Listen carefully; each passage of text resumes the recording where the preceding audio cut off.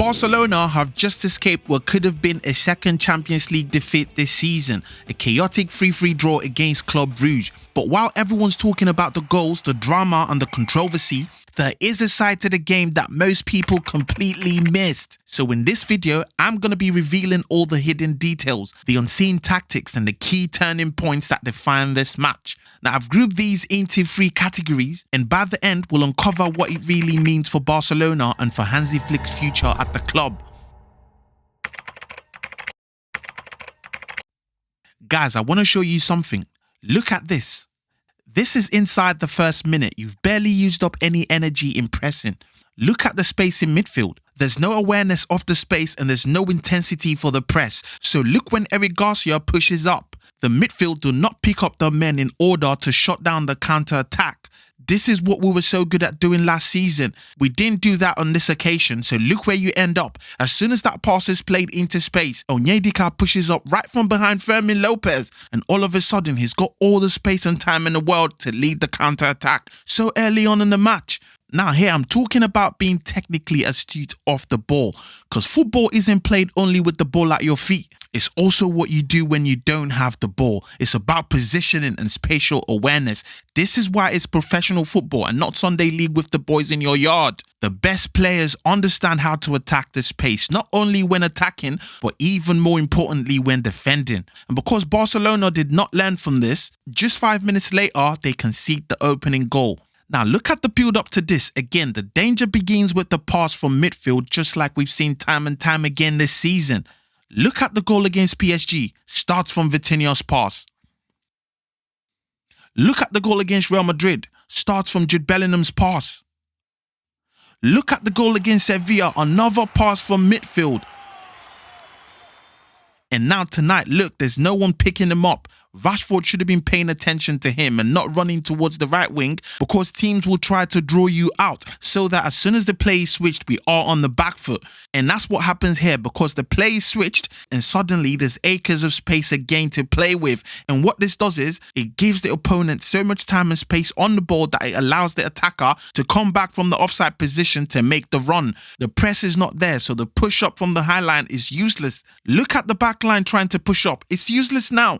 And it's ABC football from there as Club Brugge go on to score, as we've seen many teams do against us this season. Now, I think if Kubasi had been on the pitch instead of Araujo, he would have made a slight tackle to stop that pass. But that's a story for another time. Let's look at the second goal, and again the same error. This time it's even worse as it starts from a corner kick for us. Look at when the clearance is made. It's a half clearance that Vanaken is alive to. Now, as this back and forth is going on, the advantage from the corner kick is already gone. Now it's any man's game, so you are vulnerable to a counter. A defensively aware team should already be trying to regain their shape in key areas. What do I mean? Look at Carlos Forbes peeling off, and no one is picking him up. He's probably the quickest player on the pitch and he's allowed to lose everyone ready to take off. This is where the danger starts, but Barcelona are too slow to recognize this, and so by the time that the ball falls to Vanaken, look, he already spots the run. Look how many players we've got ball watching instead of picking up the run. That's where we lose the plot. The pass is played and only then do we recognize that we're in trouble. Carlos Forbes recognizes this, so he doesn't wait around. It's the first time ball to Tzolis, who plays him into space. Brilliant 1-2. Nothing Balde could do in that instance, and the rest is history. We need to be more technically astute. And speaking of Balde, how about we look at the third goal? Guys, it's the speed with which we are caught open. Again, it's Vanaken with the killer pass, but look how the move starts. Look at the defensive line just on the halfway point while the striker is just on the line. That's the most dangerous place he can be against the high line, because you cannot push any further than that because he's onside as long as he's in his half. So it's a vulnerable place for the high line and he knows it, which is why he stays there until the pass is laid. Now, Balde is in no man's land because, again, it's players just standing about ball watching instead of picking up their man. He doesn't close down Forbes and he doesn't intercept the through ball either.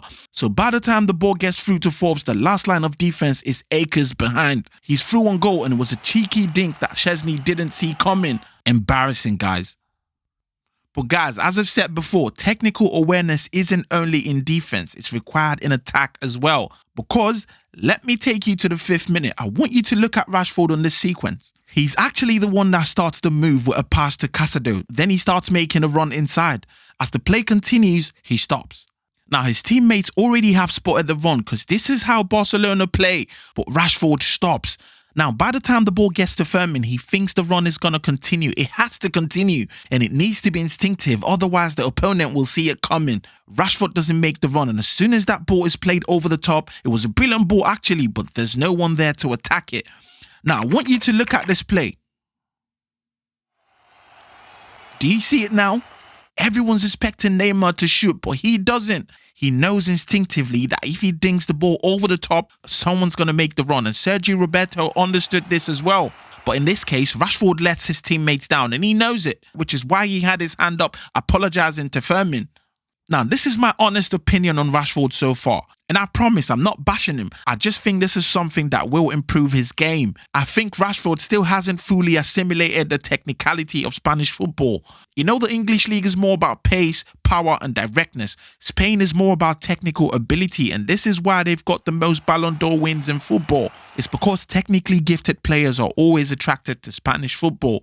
This is the only part of Rashford's game that needs to improve because he's got everything else. Spain is about doing the simple things, making the ball do the work, taking complex plays and simplifying them with simple steps. And this is where players struggle when they come to Spain because they're forced to rely less on pace and power and depend more on their brains. Simple but not easy. But it's not just about Rashford, guys. There's a couple of players in this team that need to understand the technicality of being a Barcelona player. This is something that we have lost with some of the first team players being injured. Hopefully, Hansi Flick can teach the others the same. But speaking of the attack, guys, my next point is centered around no other than Lamine Yamal. Guys, what did we learn about Lamine Yamal in this game? Well, look at this. And this. And then this. What did you notice? As I've said before and I'll say it again, Lamine Yamal is at his best when he's creating for others as opposed to when he's hunting for goals. When the pressure to score is off him and he's creating for the team, he plays with a freedom that then brings out the best in him. And this is the thing about football since the emergence of Cristiano Ronaldo. It's suddenly all about goals and stats. But stats do not tell the whole story. You need to watch the game with your 2 eyes to get the full picture. Guys, remember Mourinho's first Clasico when he lost 5-0? Messi was the man of the match and he managed to do that without scoring a single goal on the night. Zinedine Zidane won 3 Ballon d'Ors, 1 World Cup and the Euros, all without being top scorer. You definitely can still be the greatest without scoring goals. Lamine Yamal was second in the Ballon d'Or ranking ahead of Mbappe, Lewandowski and Rafinha, who all finished the season with more goals than he did. Tonight, Lamine Yamal showed us again why he's one of the best players in the world, setting up the first goal. Barcelona coming back and an opportunity. Scoring the second. And then it was his attempted cross for Lewandowski that led to the own goal for our third. But I want us to analyse the second goal because there's a few things to point out. Look at Lamine Yamal in the build-up to this goal. He's floating around the box, drifting into the middle, something we used to see Messi do back in the day. He understands that it's not just about staying out on the right, but he can affect the game from so many positions. He's taking responsibility, looking for the gaps, and so what this does is it makes it difficult for the opponent to pick him up. Look at Says when the play starts. He's out on the right trying to stop Lamine Yamal. Now, when Lamine drifts inside, Says thinks he's looking for space to shoot, so he follows him inside to close him down, leaving space in behind for Koundé. Now, if Lamine Yamal just went ahead to shoot and missed, that would have killed the play or even led to a counter and Koundé would have been out of position. But he's patient, laying it off to Frenkie de Jong and continuing to float. Now, the defensive shape is broken and they're all over the place. The space eventually opens up and that's when Lamine begins the direct assault. They try to close him down, but it's already too late. He's just too quick with his feet. Says is beaten easily with the 1-2 with Fermin and Lamine is through on goal. But it's the composure and the presence of mind to touch it ever so slightly past the goalkeeper. This boy is a star. Barcelona need to strengthen this team with the right supporting cast for him. Okay, speaking of supporting cast, look at this sequence. And this. And this. Can you see where I'm going with these? Okay, first off, guys, I think it's time for us to admit that it might be time to call it a day with Robert Lewandowski. And although it makes me sad to admit this, here's 2 reasons why. First, it's his age. Guys, by August 2026, Lewandowski would be 38, which means he will be going into the next season at almost 40. Guys, there is no way this is the best Barcelona can do. Certainly not. And if you're still wondering why his age matters, just look at his stats this season. It's the weakest since he joined the club, and you want to know why? It's the constant injuries. That's my second reason. When a player is aging, they start to continuously suffer injuries. It's just the laws of nature, and we've seen it since the start of the season. This just means we cannot depend on Lewandowski to give us a full season. We have to go out into the market and find a replacement, someone that we can rely on, because we have a young and talented group of players and we don't want to miss out on the opportunity to achieve great things with them, all because we didn't do enough to assemble the right team. And in case you are wondering, what about Ferran Torres? Well, here's your answer.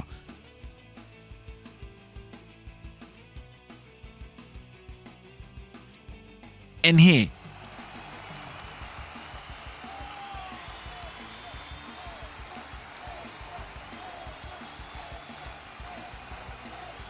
And also here. The truth is, every player has a talent level. It's a combination of capabilities that make up their skill set. Call it their class if you like. As soon as you see them play, you can tell what class of player they are. Erling Haaland is one level and Gabriel Jesus is another. Both great attackers, but just different class. And you know what they say, form is temporary, but class is permanent.